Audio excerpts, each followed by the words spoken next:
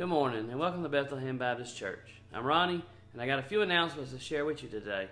First off, a special welcome to all of our visitors. We're glad you're here. If you would, take a moment to look at the back of your bulletin. You'll find a QR code there. Just scan it with your phone to access our digital visitor form. Once you see the thank you for your visit message, go ahead and click to complete it so we'll have a record of your visit. Now, let's move on to our announcements.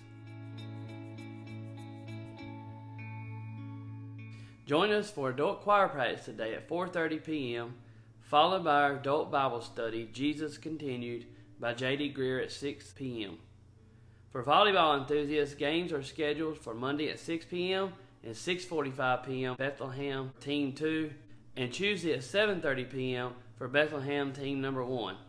All games will take place at First Baptist Church. We encourage all volunteers in the Children's Church Ministry to attend an important meeting on October the 6th, immediately following our morning service. Lunch will be provided. If you're going to the Ark Encounter trip, please attend a brief meeting after the morning worship on October the 13th.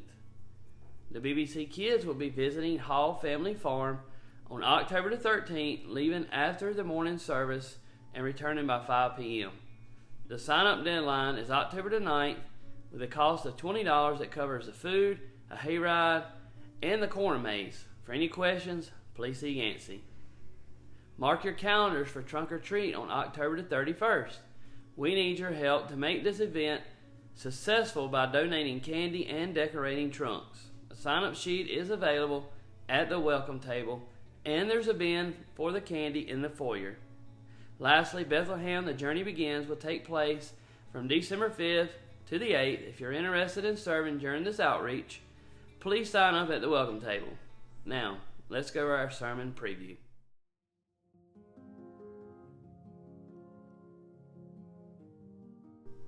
This week's sermon is entitled, From Calling to Crisis. We'll be in Genesis chapter 12, verses 10 through chapter 13, verses 18.